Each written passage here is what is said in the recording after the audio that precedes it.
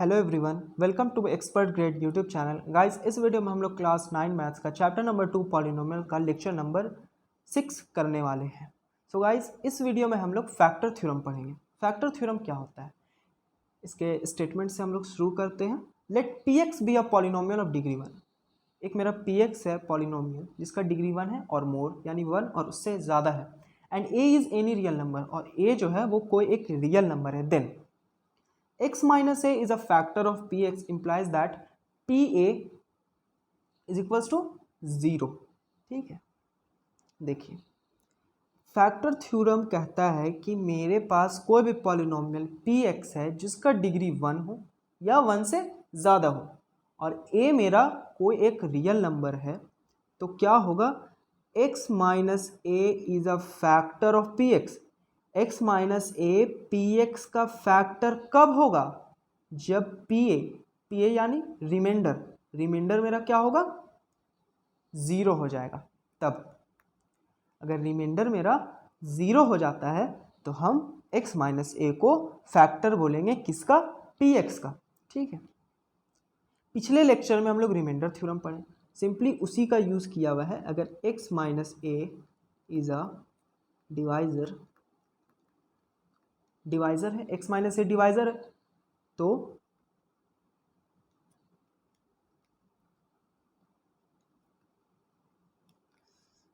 x minus A is a divisor of, किसका divisor है, P x का। x minus A क्या है, डिवाइज़र है। Therefore P A is a then होगा, then P A is a reminder. ठीक है, क्या करते हैं हम रिमाइंडर थ्योरम के हिसाब से इसको 0 से इक्वेट करते हैं, x का वैल्यू निकालते हैं और पूरे पॉलिनोमियल में a का वैल्यू को सब्स्टिट्यूट कर देते हैं। ठीक है, तो रिमाइंडर थ्योरम के हिसाब से अगर है कि अगर x माइनस ए मेरा फैक्टर होगा पी एक्स का, कब होगा, जब उसका रिमाइंडर जो है, उसका रिमाइंडर मेरा क्या होना चाहिए, 0 होना चाहिए। अगर रिमाइंडर मेरा 0 हो जाता है तो हम x माइनस ए को फैक्टर बोलेंगे पी एक्स का। ठीक है, ये पहला स्टेटमेंट है। सेम उसी का कन्वर्स है सेकेंड स्टेटमेंट। हम कह रहे हैं कि x माइनस ए, ठीक है, फैक्टर है किसका, is a factor of p x. P x का x माइनस ए क्या है, फैक्टर है। तो हम क्या बोल रहे हैं, पी ए बराबर 0 होना चाहिए, यानी रिमाइंडर 0 होना चाहिए।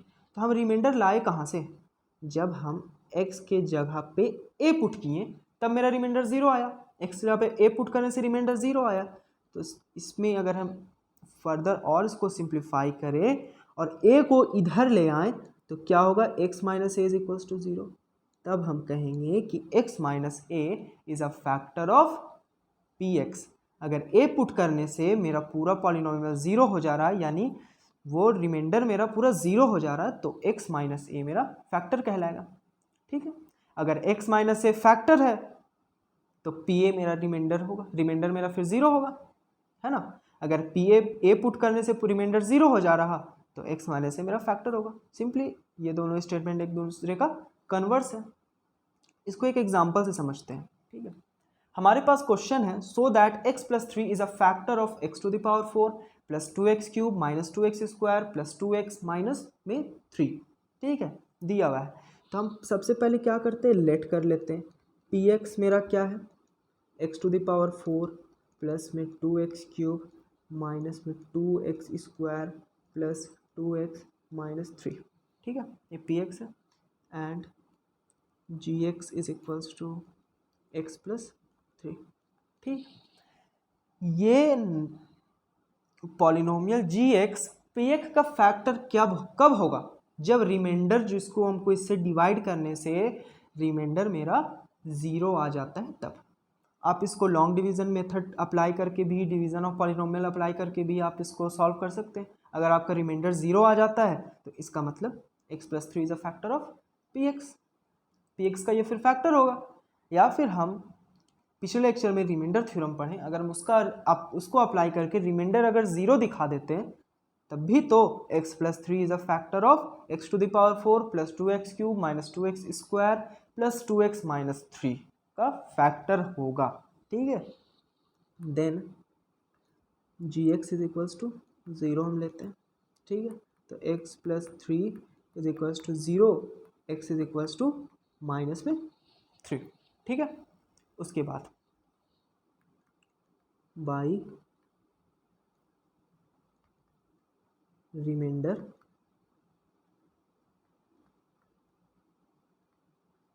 थ्योरम के हिसाब से, ठीक है। x plus 3 is a divisor of px का डिवाइजर है, so p minus 3 is a reminder, या फिर देन लिख सकते हैं आप, then p minus 3 is a reminder, ठीक है। अगर x प्लस 3 डिवाइजर है px का तो p माइनस 3 क्या होगा, रिमाइंडर होगा। तो देयरफॉर px मेरा क्या है, x to the power 4 plus 2x cube minus 2x square, ठीक है, plus 2x minus 3, x to the power 4 plus 2x cube minus 2x square plus 2x minus 3, ये है मेरा px। अब x की जगह पे क्या सब्स्टिट्यूट करेंगे, -3। अगर ये सब्स्टिट्यूट करने से 0 आ जाता है तो इसका मतलब x plus 3 is a factor of px, ठीक है। -3 का पावर 4 प्लस 2 इंटू माइनस 3 का क्यूब माइनस 2 इंटू -3 का होल स्क्वायर प्लस 2 इंटू -3 और फिर -3, ठीक है। उसके बाद अगर हम इसको सॉल्व करें तो -3 का पावर 4, यानी अगर 3 का पावर 4 करते हैं तो मेरा 81 आता है, और साइन कौन सा रहेगा, माइनस का रहेगा, सॉरी प्लस का रहेगा, क्योंकि पावर मेरा इवन है, पावर इवन रहता है तो साइन प्लस माइनस में है तो वो प्लस में हो जाता है, ठीक है। तो यहाँ पे +81 होगा, ठीक है। यहाँ पे क्या होगा, -3 का क्यूब, पहले अगर हम 3 का क्यूब करना चाहे तो 27, लेकिन पावर ऑड है इसीलिए साइन माइनस का, नेगेटिव का, तो 27 इंटू 2 54, और साइन किसका, माइनस का, यानी यहाँ क्या आएगा मेरा -54, ठीक है।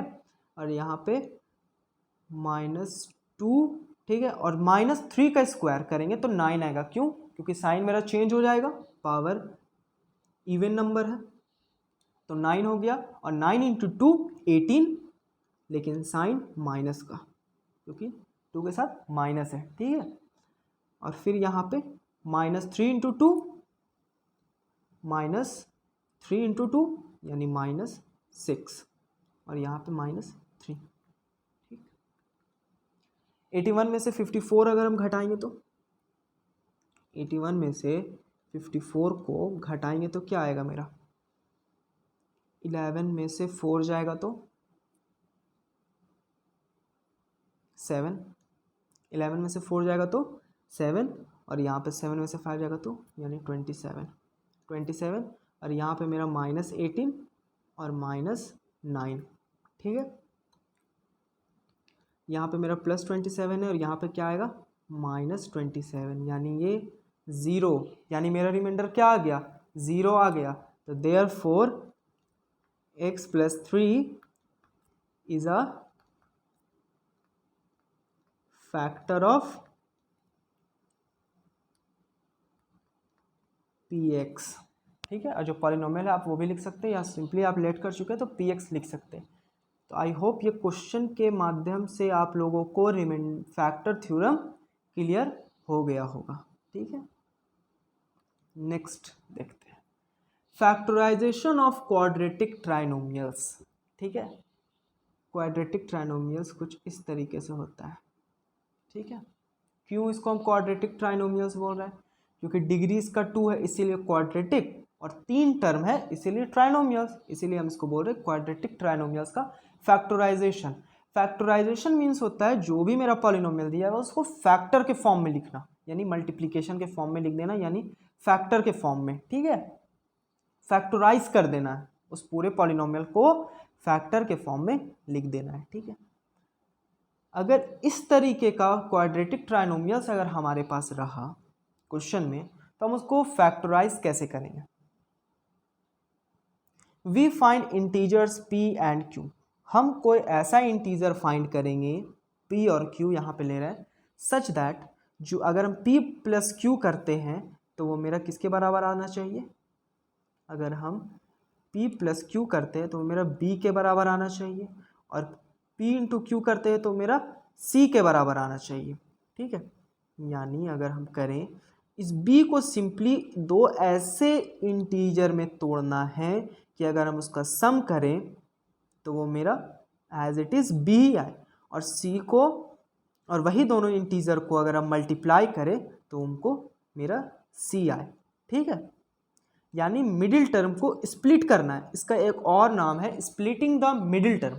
ठीक है, इस फैक्टराइजेशन का हम लोग स्प्लिटिंग द मिडिल टर्म भी बोलते हैं। ठीक है, तो बीच वाले टर्म को स्प्लिट करना है, यानी दो ऐसे इंटीजर में स्प्लिट करना है कि अगर दोनों का सम करे तो मेरा b आ जाए और दोनों का प्रोडक्ट करे तो c आ जाए। ठीक है, देखिए हम यहाँ पे मेरा क्वाड्रेटिक ट्राइनोमियल है X square plus B X plus C. b को हम कैसे किसी दो इंटीजर में तोड़ रहे हैं, p प्लस क्यू। ठीक है, b को b के जगह पे है ना मेरा p plus Q is equals to B लिखे हैं हम यहाँ पे, p plus Q is equals to B लिखे हैं, और p into Q is equals to मेरा c है। ठीक है, तो b के जगह पे हम क्या कर रहे हैं, p प्लस क्यू पुट कर रहे हैं, और c के जगह पे p इंटू क्यू पुट कर रहे हैं। ठीक है, उसके बाद ये x दोनों में डिस्ट्रीब्यूट होगा according to distributive law, p into X और q इंटू एक्स और प्लस में पी क्यू। उसके बाद यहाँ पे 2x है, एक्स स्क्वायर है यानी 2x है, और यहाँ पे 1x है, तो 1x को हम कॉमन निकाल सकते हैं ये दोनों टर्म में, तो 1x को कॉमन निकाले तो यहाँ पे 1x बचा, तो 1x यहाँ पे हम लिख दिए, और यहाँ से हम x को ही निकाल लिए तो यहाँ पे मेरा क्या बच गया, x plus P. X common निकालने से क्या आया मेरा, x प्लस पी। ठीक है, और प्लस में यहाँ पे हमको क्या कॉमन दिख रहा है, यहाँ पे भी q है, यहाँ पे भी q है, अगर हम यहाँ से q कॉमन निकाल लेते हैं तो यहाँ पे मेरा क्या बचता है, x प्लस पी।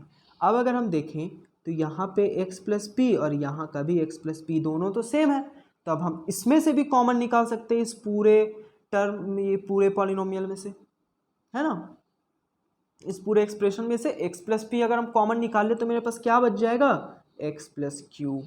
तो ये मेरा फैक्टर के फॉर्म में आ गया, एक फैक्टर ये, एक फैक्टर ये दोनों किसका फैक्टर होगा, इस पॉलिनोमियल का, इस क्वाड्रेटिक ट्राइनोमियल का फैक्टर होगा। ठीक है, अगर हम एक एग्जांपल से समझें इसको, तो हमको फैक्टराइज करना है X square plus 9x plus 18। ठीक है, इसको क्या करना है, फैक्टराइज करना है, इसका फैक्टर लिखना है। ऑब्वियसली डिग्री 2 है तो यानी 2 फैक्टर होगा इसका। ठीक है, जितना डिग्री उतना फैक्टर, है ना, अगर डिग्री 3 रहता तो उसका 3 फैक्टर होता, डिग्री 4 रहता तो उसका 4 फैक्टर होता, डिग्री 5 रहता तो उसका 5 फैक्टर निकलता। ठीक है, यहाँ पे डिग्री 2 है तो इसीलिए 2 फैक्टर आ रहा है। ठीक है, क्वाड्रेटिक ट्राइनोमियल से सबसे पहले हमको क्या देखना है, ठीक है, पहली बात हमको प्रोडक्ट, जो दोनों इंटीजर आएगा उसका प्रोडक्ट किसके बराबर आना चाहिए, प्लस 18। साइन बहुत इंपॉर्टेंट होता है, अगर हम साइन को मिस कर दे तो मेरा क्वेश्चन गलत हो सकता है, और मेरा सम किसके बराबर आना चाहिए, ठीक है, प्लस 9 के बराबर। तो हम 18 को दो ऐसा नंबर में ब्रेक करेंगे जिसका सम करने से मेरा 9 आता हो। ठीक है, 18 को किसी दो एक ऐसे नंबर में तोड़ना है हमको, तो सिंपली 18 का अगर हम प्राइम फैक्टर करते हैं तो 2 9 जा 18, ठीक है, फिर 3 3 जा 9, मेरा 18 क्या आया, 2 इंटू 3 इंटू 3, 3 नंबर आया। इसमें से हमको 2 नंबर बनाना है, क्या करना है, 2 नंबर बनाना है।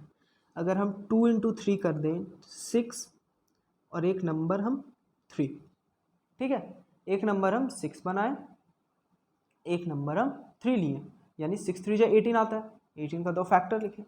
अब हम इसको अगर ऐड करते हैं, चेक कर लेना ऐड करके, तो ऐड किए तो क्या आएगा, 9 आया, यानी मेरा सम आ गया, और क्या है, प्लस 9 आ गया। ठीक है, अब अगर हम इसको प्रोडक्ट करते हैं तो क्या मेरा 18 के बराबर आता है, तो हाँ 6 3 जा 18, यानी प्लस 18 भी आ गया। तो इसका मतलब इस 9 के जगह पे हमको 6 और 3 का हम यूज़ कर सकते हैं, ठीक है।